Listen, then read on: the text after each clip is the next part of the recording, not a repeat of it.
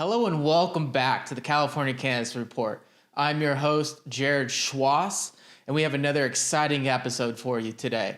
We head back up to the Mendocino Mountains where we interview award-winning cannabis farmer Mark Greyshock of Greenshock Farms. We talk about his award-winning buds, his process, and his history in the cannabis industry and how he grows his cannabis. It's a lot of good information for you. It's an exciting episode. I hope you come up, join us. Let's go up to mountains and see what's growing up in Mendocino. Come on, let's go.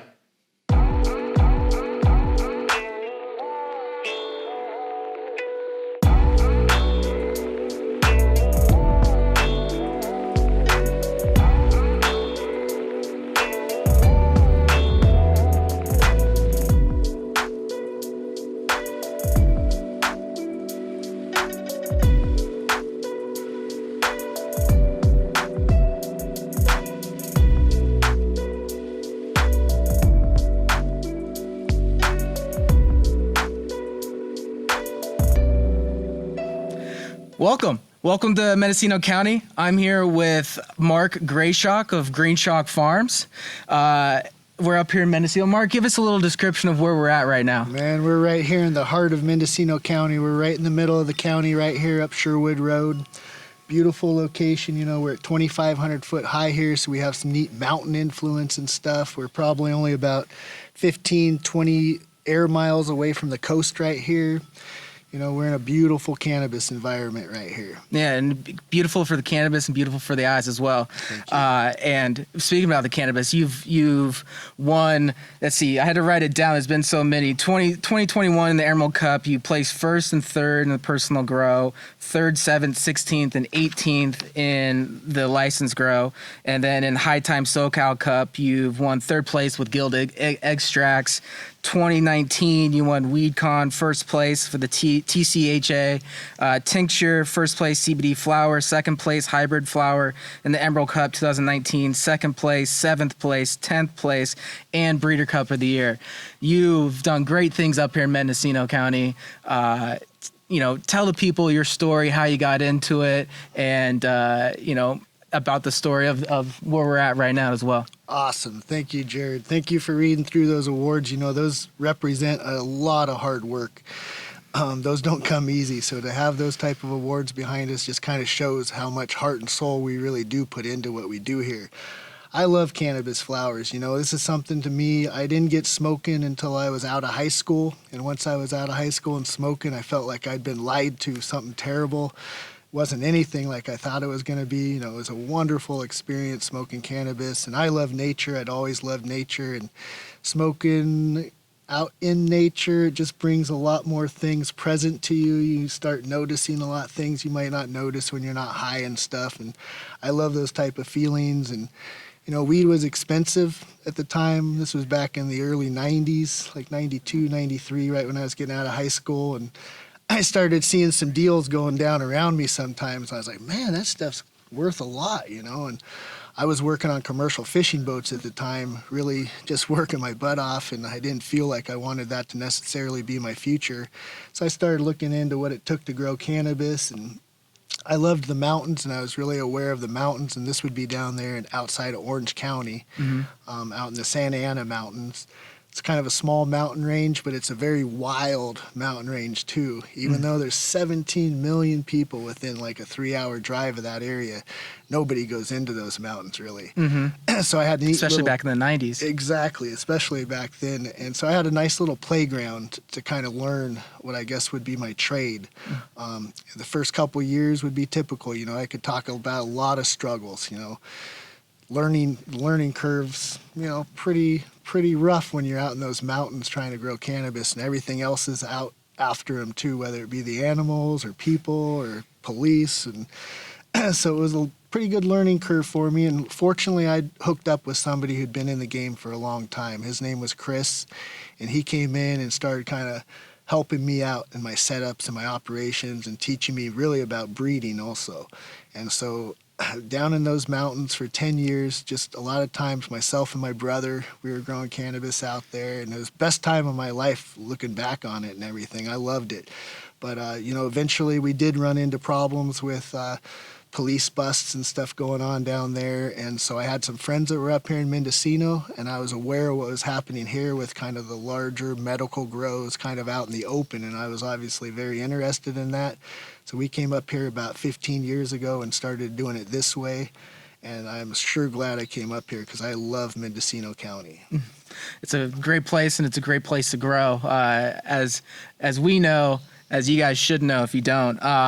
And you mentioned a little bit you had a little bit run-in with the police down in Santa Ana. Can you want to go into your experiences with enforcement? If you had any enforcement troubles up here after you moved up here and started growing up here, any troubles with camp at the sheriff's? Yeah, down south, that was the problems we were running into. It was the camp program, and those mountains were infiltrated with large cartel grows. And, we were trying to just put ours kind of in between things and kind of making room where we could kind of fit in.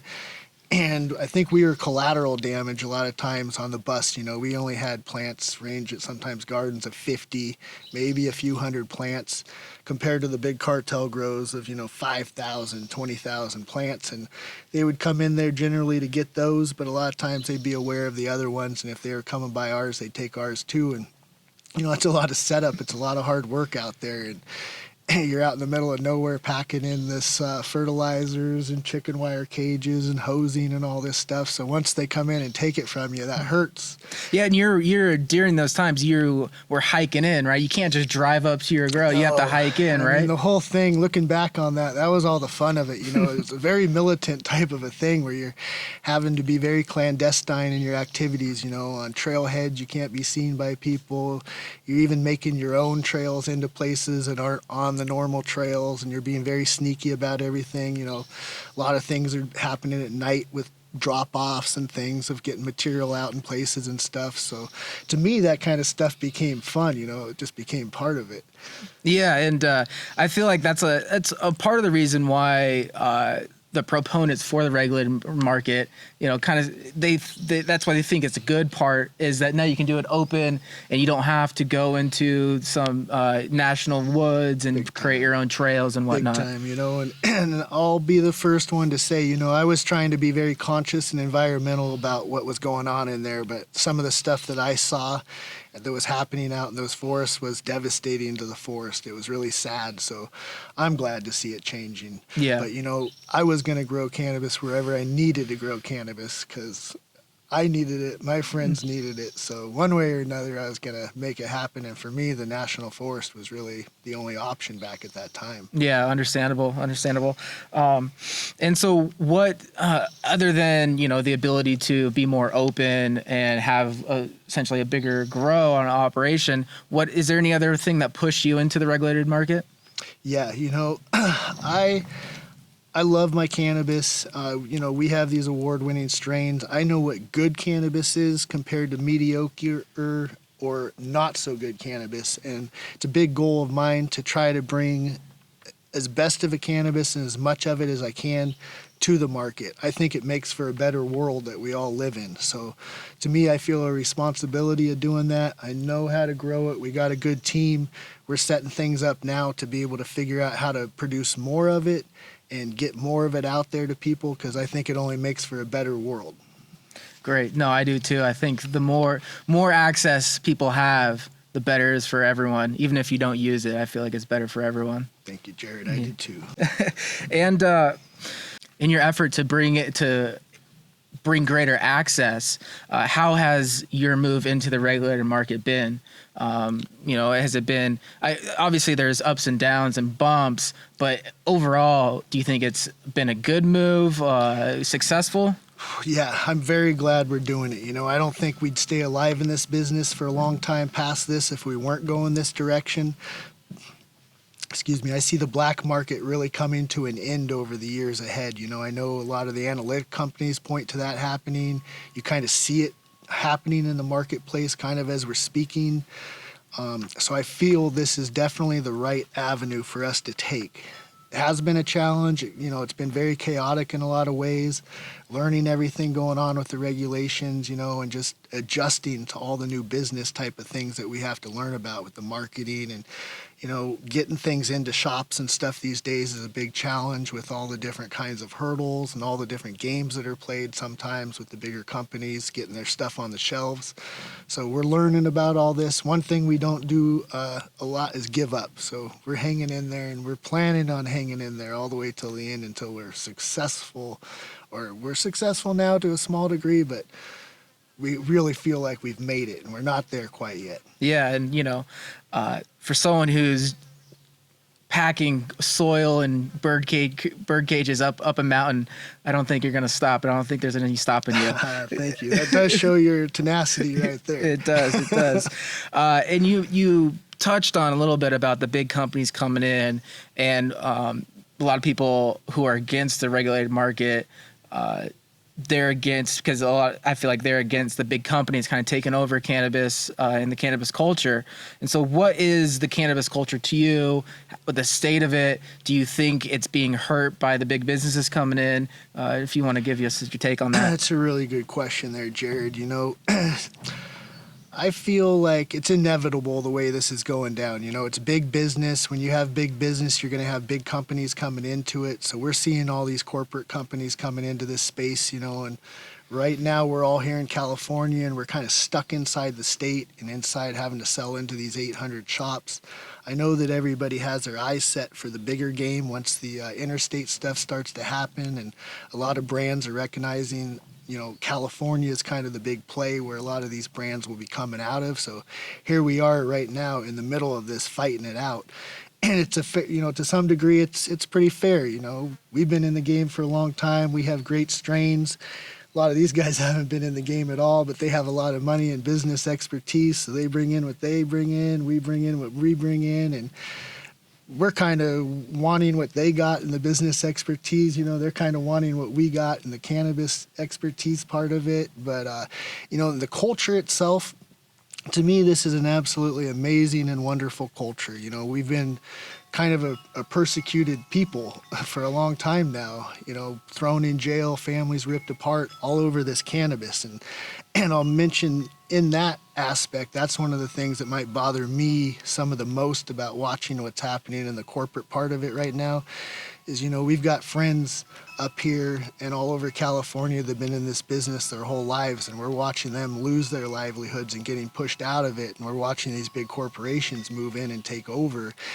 And in that aspect, I would not call that a fair game, because what's happening, and you're probably aware of a lot of this money, not all of the money, but some of the money comes from alcohol companies, pharmaceutical companies, and these companies were companies that were on the opposite side of this game at one time. They were lobbying to have this stuff remain illegal and all this, and now that they've lost that part of the battle, here they come into this side. So it just, that kind of game playing kind of irks me a little bit, upsets me, just knowing what's going on in that and everything, and having it all be about money and stuff. And cannabis culture, to me, there's a lot of good truth in this and stuff, and it's not all about money. This is about a good world and, friendship and people and nature and a lot of things besides money that are also important to calculate in. So when the corporations come in with their money side of things, right now that's probably one of our biggest challenges, is just figuring out how to stand up to them and compete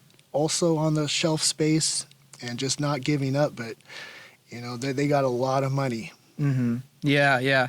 And, one thing that I think needs to happen more is more on the justice reform, because you see all these people making money, growing, making lots of money while there's people sitting in jail for selling the same thing they're selling and killing it out in the open, so that needs to change, and people need to get out of jail if they've been arrested for cannabis. So well said. I mean, and to be truthful about it and just to watch that whole thing, I have a lot of friends that are minorities and stuff too, and they are, picked on so badly. To have one of my friends that lives down in Oakland, to hear his stories about how many times he's been pulled over on his travels and harassed, it's just a sad thing, and it's all over. Cannabis is the excuse for it. It's probably over bigger things, but it's just sad to see kind of some of the things that have taken place in the past 30 years to this culture, what we've had to go through as a culture. And now, the culture seems like a lot of times it's on the verge of disappearing, and that's why I love working with the boys so much. Right now, Mendo Dope here is they're keeping the culture alive. They bring everything's real, and I think this is an important culture to not let die off. Yeah, no, I agree, and I think there's a middle point that we can all come to where people who are, legacy growers, people who have been in the industry for a lot longer than a couple of years, and then the new people coming in, they, like you were mentioning before, each party has something to give, and if they just come together with respect of each other, I think there's a beautiful thing to happen, and I think cannabis can actually make that happen. Especially coming from Ukiah. Ukiah is a place where there's hippies and there's redneck farmers all in the same spot, but they all get along to some degree. And I think the cannabis culture can play out just like that. I love hearing that right there, Jared, because you see this world we're stuck on is a pretty small place, and there's a lot of different people and a lot of different ideas, and we need to come together here and all get along. And if there's anything that's going to do it, it's going to be cannabis. I mean, this is a worldwide culture. This has been a worldwide thing that's happened with everything illegal across the world and stuff. So we've all been prosecuted in this way, and it's neat to have the opportunity to let it out and be able to consume it, freely, and to see what that brings, because nothing brings people together better than cannabis, in my opinion. I agree. So you mentioned that you partnered with the Mendo Dope Boys. How did that partnership happen? What are some synergies that you guys have together? I love it, man. I love those stories in life where you just don't ever know what's in front of you, and you meet up and something takes off from it like that. I was well aware of the boys. I was listening to the music, and they were in the magazines a lot. And being up here in Mendocino, I was proud of them, making a name for Mendocino here and putting out what's happening up here. And at the Natural Cannabis Company, they used to have some parties, some harvest parties, and we would meet up there and smoke a little bit together. And, you start laughing together, and you start finding out, man, I like these guys. These guys are fun and stuff. So started hooking up like that. And then, as things were becoming a little more competitive a few years ago about getting your information and stuff out there, we were starting to have some of these awards, and it didn't seem like anybody was aware of it, unless you put it out there. Like, corporations aren't going to put out your awards for you. So it's like, okay, man, I need to get this information out there. And they're real good on the social media stuff and things. So I kind of brought them in on that side to kind of help me out getting some of this stuff out there. And we found out we just love farming together. Love doing this together. We're strong on the culture. We have a lot of things we see eye to eye on.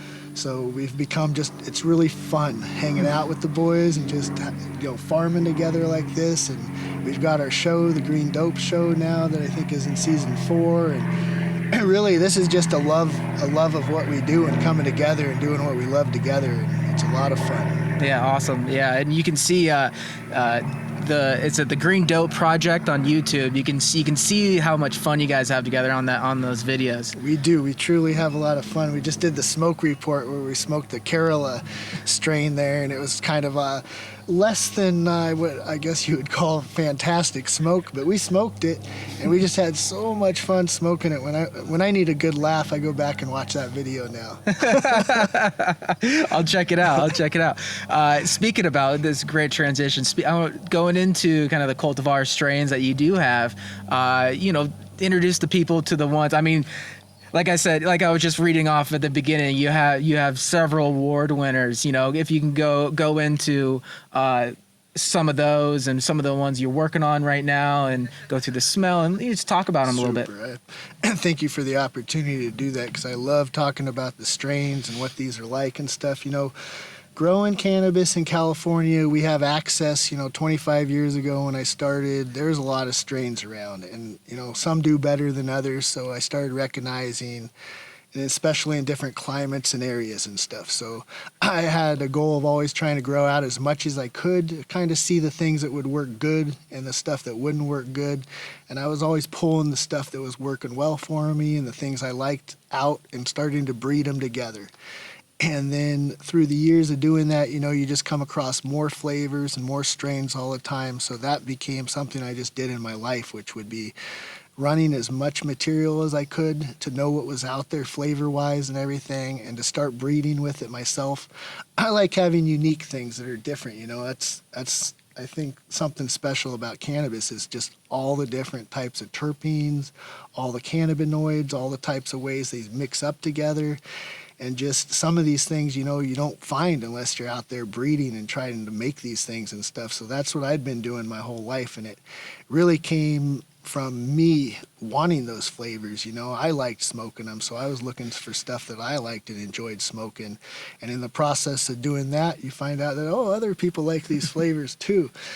So, you know, I'm always trying to create things that are different and unique. And that's one of the things, like at the Emerald Cup in 2017, when we won 2 real special awards that year. We won the highest terpene flower, and we also won the most interesting terpene cannabinoid combination flower at that time. And what they did is they showed like a galaxy up on the board right then, or on the screen. And, you know, it showed like all the stars kind of clustered together close in this galaxy, and then a few stars that were kind of way outside of things. And that's where a lot of our stuff fell into. You know, it was those categories that were way outside the normal stuff. Like, you know, I know that the popular stuff's the OG Kush flavors and this and that, but I also know that that market's well supplied. There's plenty of that stuff out there. So I felt like that wasn't going to be my lane. You know, that's, everybody's kind of got that. So I wanted stuff special that was in our own lane. And so that's how a lot of this stuff started to get developed, is just, I knew we needed this type of material too to be able to make what I would consider a really successful brand moving forward. Is we needed something that was different than everybody else. And to have something different and also be able to win those type of awards with was just very, very fortunate, I feel like, for me and for our group, because this is why we're having our success now, is because of these flavors and strains. And, you know, the marketplace right now, they value everything on this THC level thing. You know, everybody's coming in and asking for they want the highest THC for the lowest price. You know, that's the market trend right now. I don't call that a very smart consumer, because once you start to really learn about cannabis, there's a lot more value besides just the THC. You know, there is all these terpenes, there's these very rare terpenes, rare cannabinoids, and when you start mixing and putting these things together, that's where you end up with the big bang for your buck. You know, that's where you really get high. It's not necessarily from that THC, it's the interaction of all the different stuff going on. So at the Emerald Cup, you know, they'll tell you it's not usually the most potent strains that win that. It's the most enjoyable experiences. It's the most fun thing to smoke. It's the thing that you just keep going back and smoking because it makes you feel good, taste good, all that stuff. So those type of awards represent that type of cannabis. It's not the stuff that, you know, is the highest THC. It's what I call truly the best cannabis, which is stuff that just, like when I smoke it, instead of the highest THC thing, you know, you smoke that, you're real stoned, you call it. It wouldn't be good for an interview type of thing and stuff, you know. But this type of like most of it's more sativa orientated. The flavors are extremely exotic in it and everything, and it gives you a different type of a high. It really lifts you up, picks you up, makes you feel happy, good to be alive. You know, I know the world's full of depression these days, and this is very antidepressant type of weed. It makes you feel good. It makes you happy to have friends. You know, it makes you happy that nature's existing and all that kind of stuff. So to me, that's some of the true medical benefits of cannabis right there, and that's what we're going for. Perfect. Awesome. Yeah. And what I envision is this the kind of bud that if you don't have a good supply of it, you keep it for those special occasions where you have people over, and then that way when people come to your house, you know, at the end of the night or the beginning of the night, they're going to have a good time. Exactly. Yeah. Exactly. And the body, that endocannabinoid system's interesting in the way that, you know, it's if you keep feeding it the same exact thing, like let's just say a high THC, not a lot of different terpenes, you keep feeding it that, it becomes very accustomed to that quick, and you won't get that same level of high anymore. So you really want to, from what my experience is, mix things up and hit the endocannabinoid system from different angles and different spots, and that really will sometimes fire up the system. You know, like we'll have the one strain out here that's the purple candy cane. It also is called Storyteller, because when you smoke this, as soon as you start smoking it, it just wakes you up and you start talking about stories. And I mean, I don't even know where this stuff comes from, but it's just what happens. And that's special cannabis right there that does that. Yeah, that sounds like it. I want some of that. You got it, Jared. So other than the storyteller, aka Purple Candy Cane, you want to let people know what are like the names of the strains and the flavor and the noses that they have? Absolutely. You know, one of our most popular strains right now is the Tropical Sleigh Ride.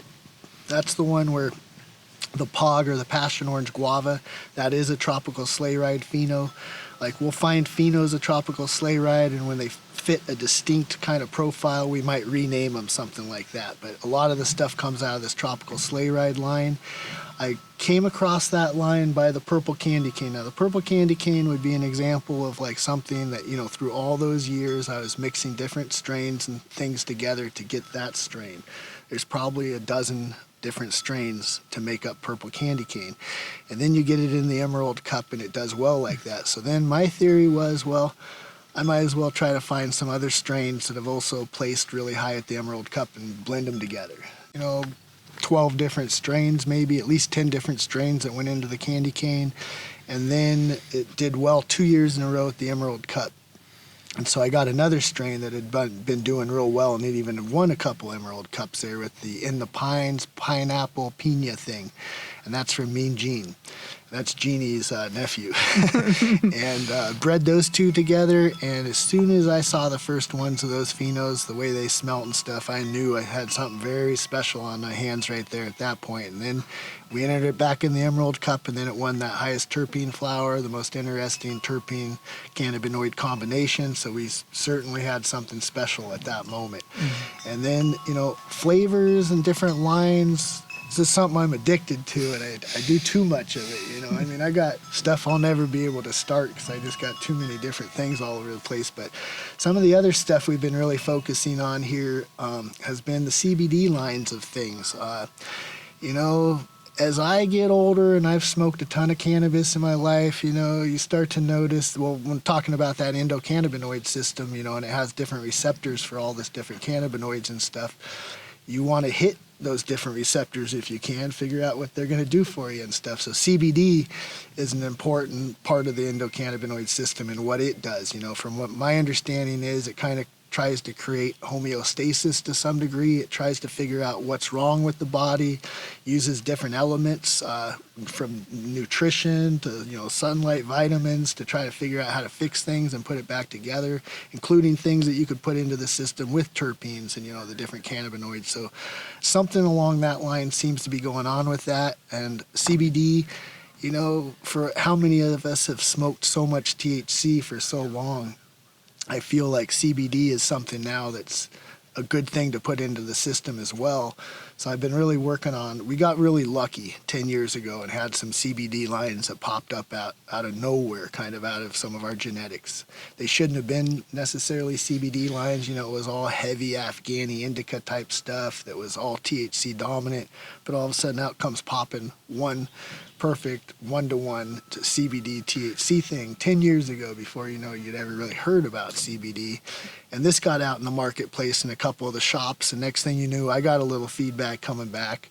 One of the shops actually was trying to purchase this strain because they'd had it tested and they saw that it was this 1-to-1 ratio and that something really special was about it. And so that made me aware of the CBD thing, and I started researching, started breeding with it and stuff. And now, to me, you know, one of the things I really like is new cannabis consumers coming into the market and trying cannabis out for their first times to see what it's about. And there's where you have the bud tenders and stuff sometimes can really make some mistakes, and they can point people in the wrong direction and stuff. And to me, you know, you really, that first time user, you want them to be very comfortable and have a good experience with it. And smoking a big THC dominant thing isn't going to do that for them. They're probably never going to smoke again.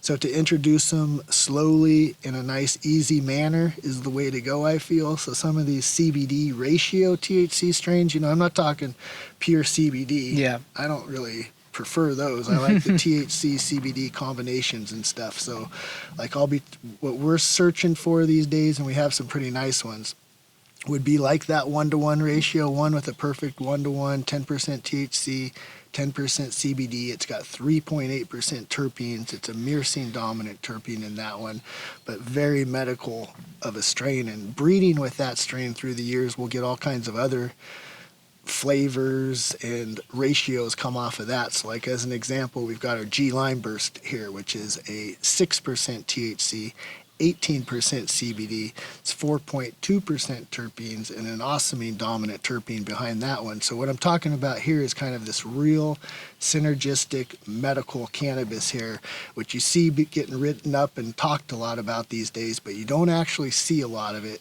in the marketplace right now. You know, you see a lot of the CBD flower. You do see some of the THC CBD ratio stuff, and you know that's something I'm just really excited about in the future is more of that type of product as well. Yeah, no, that's groundbreaking. I mean, there's really not, like he's mentioned, there's really not much. There's this CBD THC ratio. There's either have the CBD stuff or you're going for the straight THC strains and products. No, that's really exciting. And you touched a little bit on just mentioned two different types of terpenes.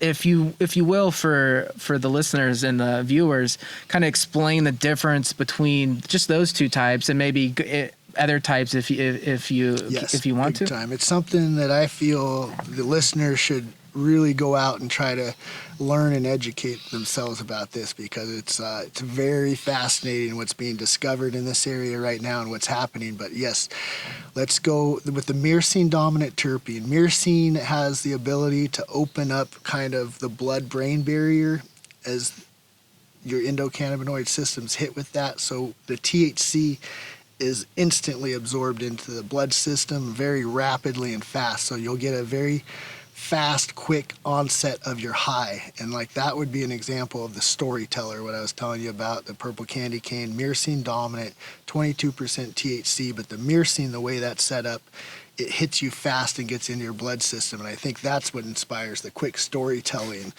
type of a thing and stuff. And when you have like osmine is a very rare terpene. Like when we first did the tropical sleigh ride in 2017, it's my understanding that less than 1% of all cannabis that was tested would be osmine dominant cannabis. But also we won some awards with that, and people are quick to kind of see what's going on in the marketplace. So they recognize like, okay, you want osmine, we'll give you osmine. So that's been going way up in the entries. There's a lot more of them now that are osmine dominant. But osmine is a very rare terpene. It's one that, like, what it would do for you is it's antiviral, antibacterial, antifungal. And the year when we won that most interesting terpene cannabinoid combo, it would be because of that osmine terpene, and then that would be combined with the CBG cannabinoid was the one that won with. And the reason is CBG is also antiviral, antibacterial, anti-cancerous. And so when you combine those two things together that both do the same thing, that's what I think they start to refer to the synergistic or synergy of these two things together.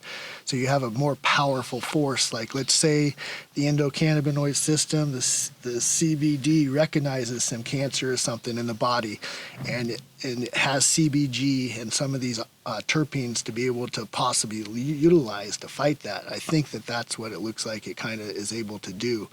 But there's so many different terpenes, so many different cannabinoids, and the way that they interact with each other in all kinds of different ways is really fun to learn about. And I mean, the possibilities seem like they're endless and stuff. Yeah, and that's we were talking about a little bit of this earlier before we got on camera. Is I'm so excited to see science dive further into this, and I'm hoping that they can get a complete roadmap of all the endocannabinoids and the terpenes, and so we can actually know what's out there. Then we can get the artists, you guys, the growers, to mix and match, put this together, and then we can actually see what this plant can actually, the full potential. I think we just touched on the potential, and it's already been great. So imagine if, once we start diving into the full potential, it's going to be fantastic. Big time, Jared. You know it. I think so. So other than the CBD ratios that you're working on, trying to get the, different types of ratios and whatnot, is there anything else that you're really excited about that's in your R&D phase right now? Yeah, I could talk about these ones all day long. 'Cause all the different stuff, like orange. We got one right now, orange terpentine. It's another. What I've done is I crossed the purple candy cane with Long Valley Royal Kush, and some of those phenos will come out with just this crazy orange, gasoline, dank Kush type thing that comes off of them. And as soon as we discovered them, we thought like, oh boy, we're on to something big here with this line. Let's see what they think about this. So what do? We put it in front of the judges at the Emerald Cup to see what they think about it. And last year we would have got 7th place in the personal. That was the first one I turned in to just kind of see how it went over, and it got 7th place. So that was a really good sign. This year we found a few more phenos of them, and then I would have won. We got one at 18th place in the sun grown this year, and then one of them 3rd place overall in the personal category. And that's an amazing terpentine, dank smell, taste right there. That's a charaethylene dominant terpene right there. And it's absolutely delicious weed in the mouth, like the way it just coats the mouth with the orange flavor and the gasoline flavor is really something to be desired. So that's a new strain line right there that we're really excited to keep working on. A couple other flavors come out of that same one. We got some stuff we call Purple Royale, which is more kind of like a greasy, grapey, oily kind of, and that also comes out of the orange terpentine Purple Royale strain line. What I do is, when people ask me about breeding, I don't go back and like stabilize strains and things. What I'm really trying to do is getting a big expression to come out of the cannabis, so I can really search through the different styles, the different flavors, and find the things that we think that are the best. And if you have everything the same, you can't do that. So I kind of on purpose shake it up and make it put a lot of expression out there to be able to get a lot of selection. Yeah, sounds like it's working out for you. Thank you. Well, we got some exciting strains coming along. I'm super excited to start trying those, especially the ones that won. So let's talk a little bit about how you grow the strains, the process that you use. I see that you use a TPM method. Explain to people that method and your growing process. Yeah.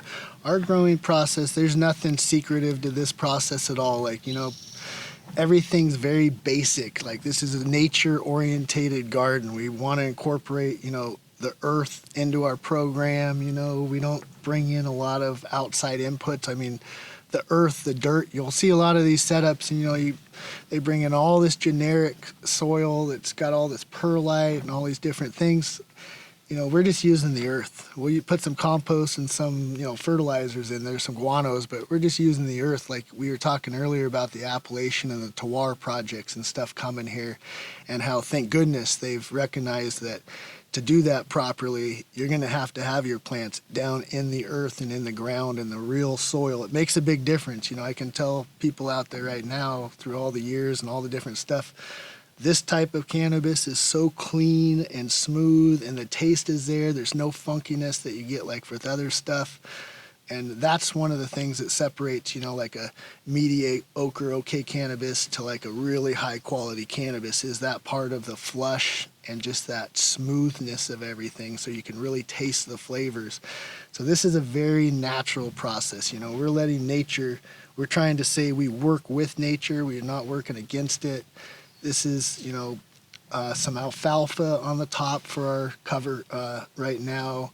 We're using just natural spring water, some bat guano, some kelp meals, a good organic compost, and we just let nature do now what nature does. And what's your pest management? I know people use not necessarily pesticides, but use some sort of chemicals to do pest management. What's your pest management? Okay, perfect. And this is one of the reasons probably why like the black market and that kind of stuff is starting to run into problems as this legal cannabis is coming on the market, because this can be the pest management stuff over the last few years with all these broad mites and these russet mites. They're invisible. You can't even see them on the plants. They do a lot of damage if they get on there in a bad way. So it's critical to have a good program, and you could spray like one time, with some of this really bad stuff like the Eagle 20s and stuff, and you're good and clean the whole year, you know, but that stuff also turns to hydrogen cyanide when you heat it up and you smoke it. So, I mean, it can literally kill people. And that's what's in a lot of the black market product that goes places and goes out, because people don't, to tell you the truth, you know, they don't care that much about other people, it seems like. They just want the money. So there's a lot of people, they'll spray that type of stuff on their product, ship it back east, you know, nobody knows the difference. They don't test it or nothing like that. So that's one of the neat things to see out of this regulated market, is the access to good, clean cannabis, and the way that the regulators have done the testing thing and to make sure to keep that stuff out of the market. You know, over the last few years, our IPM program, what we've really learned to do and utilize is that working with nature thing. You know, things are a little, you know, we don't keep things real tight and cleaned up. There's other plants growing here. There's habitat. We're trying to create habitat for the predator bugs and stuff out there. The predator bugs have been our most efficient way of controlling the russet mites and the broad mites. And having learned that through the last few years, you just have to give them a chance to work. You have to, you know, continuously kind of put them on a few times to get them established out there, and to provide them habitat, you know, where they have little homes so they stay in the garden and they don't just leave. But, you know, we're just always trying to learn as best as we can, as organic, natural, and working with nature as we can. Yeah, that's great. And did you always grow in the ground, or did you used to use soils, or you know, was it a learning curve? I'm glad you made it. I got a funny story I just told the other day about this. You know, I did. I started, well, when I first grew, my first grow, I had spent time packing on full moon nights all these bags of soil, like literally 1.5 miles out into the forest. And I got them all out there, and I had Chris, the guy that taught me, he came up and saw this spot, and he kind of looks at my bags of soil, and he asked me, he says, "You brought all this soil in here? Like, what would you bring this in for?" I'm like, "Man, I thought I needed some good, clean soil." And he's like, pointing to the ground all of a sudden and showing me, like, "Man, you got tons of dirt here, all kinds of good dirt." He's like, "Look at all the different kinds of plants that are growing out of it." And all of a sudden I'm like, "You're telling me I didn't need to bring all this soil in here like this? I could have just used this free dirt?" And he's like, "Yeah, man, just to mend it up a little bit, it's going to grow better than your other soil." And so that was like one of those little aha moments, like, really? Okay. So I did. I tried some in the ground there that year, and I tried some in my little potting containers. My potting containers were drying out real fast. They weren't doing good. The ones in the ground were taking off. So then I recognized, okay, utilize the dirt that's out here for you. So I started growing in the ground, and I also started experimenting. You know, when we were growing out there, I was bringing Osmocote a lot of times and mixing in the Osmocote. I wasn't growing organic because of the weight and packing all that stuff out there. And so I would start to do some of them like that, though. I'd have like my own little personal hole or two, and I'd do it organic, and I started seeing the difference. And I recognized, like, oh man, there's a big difference in the smoke here, and how bad, you know, I just always wanting to go for my organic thing, but the other stuff, for whatever reason, you're just not wanting to smoke it as much. It's just not as tasty. I guess your body's probably just feeling, sensing it's not as clean or something. Was it harsher to smoke? Much harsher, Yeah. exactly. And so I started recognizing the importance of the organics and in the ground. And once we got up here and we could just drive right to our, you know, holes and use all the organic products, now we've been able to fully incorporate 100% organic, and it makes a big difference. You know, those salts and stuff that those chemical fertilizers are made out of, I mean, whatever you put into something is what it gets made out of, you know. So, I mean, this is made out of good, pure, clean dirt, and, you know, you got those hydro setups that are growing in big old rock wool and synthetic fertilizer, you know, those are being derived out of a synthetic, so it's just not the same. Mm-hmm. Yeah, and you know, obviously the years of practice have been paying off for you, and yeah, no, I wish, you know, more people did it straight from the ground. But like we're talking about, you touched a little bit on the Appalachia program about how you have to be in the ground. I think we're going to see, or I hope, is that with that project, with the program being implemented, that this becomes more of the standard rather than the soils and the chemicals and whatnot.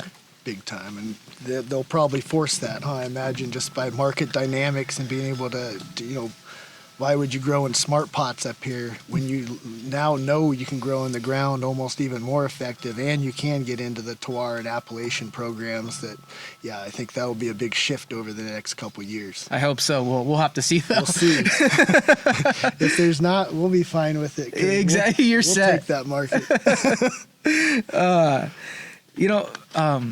I feel like some people aren't aware of a day-to-day, I know every day is different for you as a farmer, but if you can just like walk people through maybe a kind of a brief summary of your day throughout the grow process, describe the grow process, the whole, like the full term, and then what you're doing kind of throughout that, if you can. You betcha I can. Like we'll start like at this time of the year right now during planting time. These days are, we have a lot of different farms coming online right now, very small crew. So we're stretched very thin and working really hard. Like my days, which they've been like this, I guess, for years, because it's just what I like doing. But my days are long days. Yesterday would be an example, up at 6 o'clock in the morning, getting strains out, getting things ready to take to one of the farms to plant yesterday, where we planted 600 plants and, long, hot days, and we didn't finish until dark. So I had another 15-hour work day, which is not untypical at all. It's a pretty typical day. And I do that generally 7 days a week. Some days aren't getting up at least at 6 in the morning, I'll get up at 8, but long, hard days. And it's because I love doing it, really, and to make this whole vision happen right now, I don't see any other way to do it but to put in the work like that. And then, right now, most of the plants are planted now, and it's just general maintenance. We're coming through fertilizing, doing the predator drops, kind of getting our hose lines all situated right, and then we'll move into August, where then there's a lot of different little plant work going on, where you're cleaning up the insides of the plants a little bit. You're continuing your fertilizer programs, your IPM program still. That's a good, important time where you have to really get a lot of predators. You don't want the russet mites and broad mites to take you over at that time of the year, which is real easy for them to do at that time.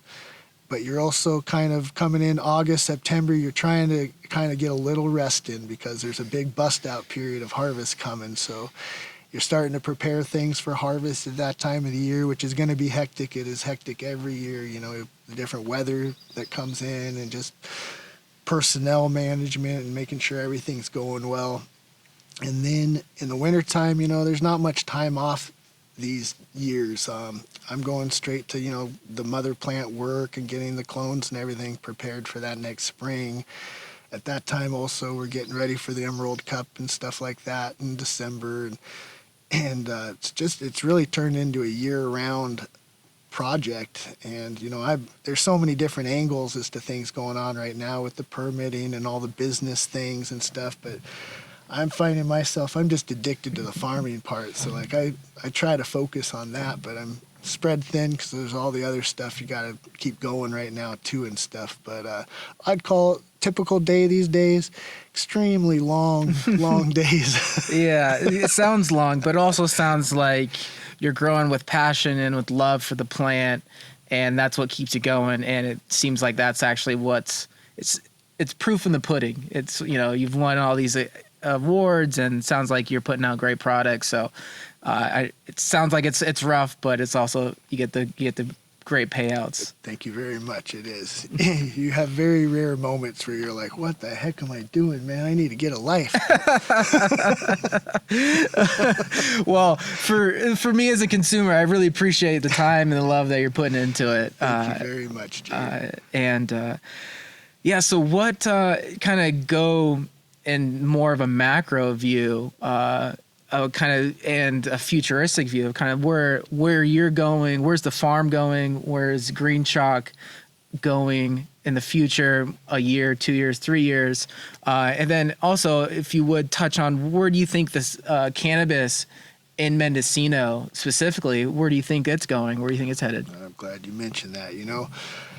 I would say this product coming out of Mendocino, I think it's destined for worldwide market success. You know, there's a lot of amazing farms up here. There's a lot of amazing appellations and terroir that's up here in Mendocino. It's like truly one of the, when you boil down what it takes to grow really good cannabis, you need the right environments and everything, and this is exactly what it takes right here. So I think it's destined for a really good worldwide. What we don't have is, you know, we don't have a lot of the big corporations coming out of Mendocino, so you're not seeing it out there a lot right now. You're not hearing about it because it's a very small market of product, and the corporations, you know, with that money marketing strategy, you're always hearing about what they're up to, not what the little guys are up to and stuff. But the little guys are working really hard up here, producing amazing flower. And, you know, I know there's a lot of other places right now that are opening up, like let's just use Oklahoma as an example. And, you know, I'm sure they're producing some good flower out of Oklahoma too, but let's be real about it. You know, the wine industry, you don't see a lot of wine coming out of places that aren't like those right, perfect places. That's why Napa wine's so special, California wine in general. You don't see a lot of Oklahoma wine on the market. You don't see a lot of indoor wine on the market either. But so I know what this product is about up here. And once people start to get experiencing it more, especially the good quality product, you know, there might be people through the years that had Mendocino or what is allegedly sold as Emerald Triangle cannabis. And a lot of times it's not even Emerald Triangle cannabis, or it's from the farms or the farmers that aren't producing like the clean, good medicine, you know. So once we're able to get our products out there in front of consumers, I think that they'll be very aware of what's happening, and they're going to gravitate to these type of products. You know, I mean, I know I get to test all the different cannabis that's on the market out. The boys do. We're big consumers, and we know what we have compared to some of that other flower. So I don't think a lot of, like, you know, that indoor flower, whether it be grown in SoCal desert or Nevada desert or Oklahoma plains or Florida, wherever it comes from, there is no terroir or appellation in that. And so for us up in these places to be able to show off what that stuff represents, I know it's got a big future for it. Yeah, no, I agree. And I just think it's up to, just not up to, it's a matter of time before consumers become educated on it. The Appalachian program is going to be great for that education, and, you know, just matter of time getting the word out and spreading the word. And, you know, I think, like I mentioned, proof's in the pudding. The product that you put out is fantastic and it's clean. And I think at the end of the day, the best product is going to win. I think the market always usually picks the good products. And so, yeah, no, I think it's great. I'll touch on one thing real quick just to be aware of coming this year, which I think is a fantastic thing. I know some people aren't so happy about it, but the Emerald Cup's going to move down to Los Angeles this year. And in April, there'll be the big awards contest down there. And it's really a lot about, you know, showing what California has to offer here with the farms that are up here competing now against the big, or not all of them are big, but the indoor farms and the different light depth farms and stuff that are down there, and really comparing this stuff and seeing what the best product is. So this is going to be that first time where you have a really high quality level of judges that are going to be consuming all of it and, you know, trying to decipher and figure out what they like in the best. And I think over these next few years, it's going to be really exciting to see how well this product competes, or perhaps I think it'll even be beating a lot of those products. So it's going to be fun to see how that all works out. Yeah, that's interesting that you mentioned that angle from it, because I was one of the people, I was not happy to hear that it's going down to LA, but now that you mentioned that perspective, that's actually a really good thing. Now you're going into their home turf and say, hey, I'm here. What do you guys got? Exactly. Let's compare. Yeah. Let's see what we got here. That's awesome. No, I really like that. So I feel it's a super opportunity to be able to show off what we have up here. Yeah, it's a really good perspective to have on it. And then I know we've touched on, you know, the different, how Greenshock, you guys have a lot of rare phenotypes and a lot of rare terpenes in your cannabis. Is there, other than that, is there something, and, you know, you guys also do fully organic in the ground. If you haven't touched on it already, is there something that really sets apart Greenshock cannabis and flowers from other cannabis flowers? besides being our own in-house flavors and kind of developed them ourselves, so like these strains wouldn't be able to be really counterfeited at all. We have something that's very unique that we've developed. The way we grow it, a lot of love goes into these plants. Nothing's done with shortcuts. Everything's kind of the long and hard way. I feel like the utilizing the area, we're really good at incorporating and utilizing and letting nature help us to grow our plants. So, those are the main things that I think we really stand for, and we represent the culture really hard too. We'll never let the culture die. We come from the culture, so we keep that part alive and everything too. Yeah, no, it's great, and the product and the message you guys send is fantastic. Where can people find your products? And thank you for asking that, Jared. We're getting out there more and more all the time. I found you in the Bay Area. Thank you. I'm glad you found us. I think, right now I'm thinking it sounds like we're in about 70 shops through the state, and we really appreciate those shops that are carrying our products. We started to run into problems with getting on shelves, realizing that people pay for shelf space and getting front and center like that and stuff. So for some of the shops that have taken a chance on us, it's been some funny stories we've heard. We'll start on the very bottom little corner, like, man, maybe we'll give them a chance. We start down there, and next thing you know, start moving a little more closer to the center. And sometimes we've heard by week 2 or 3, we're right there front and center. So it's really a good example of the flower kind of selling itself. Like you said, the people know once they smoke it and try things, they start finding what good flowers are, and they're not going to want to buy bad flowers. So when they know what something good is, they buy it. But yeah, we're in about 75 shops. We're up here. I know we're in Cloverdale at Red Door Remedies. We're down in the Bay Area. We're in Sacramento, shops in SoCal, down in San Diego. Our distributor, that's another thing that getting into this business right now has been so funny. Working with different distributors, and they come in, and these are the guys that kind of got the money a lot of times and have the setups to help you, and so far they rarely help you. They bring you in to sort of try to a lot of times just figure out what you're doing and how to help themselves, and they're of course putting their products front and center and trying to sell that. So it's been really hard linking up with a good distributor that really worked with us. And we did last year, 2 years ago. The guys at Bright Labs have really stepped up and been able to help us a lot in getting out to those shops and stuff, and managing those accounts is a big difficulty. We're just a few farmers, so for all the collections and the sales thing, there's a lot going on there, so they've really stepped up and helped us out a lot. Awesome. Is there anywhere that people can, if they want to find your product, can they go search for it anywhere? Super. Yes, sir. Thank you. It's on our website on greenshockfarms.com. We have a store locator on there, and if you click on the store locator, you'll see the different stores. Go check it out. And is there anything else you want to let the people know they got going on? What we're doing is we're going to have a lot of fun this year, man. It's good to link up with people like you, Jared, here, and just try to, a lot of times, we have our agenda of what we want to see happening. We're going to be building our brand and stuff, but in reality, it's funny how life works. There's a lot of different roads that come and open up and stuff. So I'm looking forward to seeing some of these roads that we don't know exist yet that are going to be opening up here and there for us, and just seeing where things take us.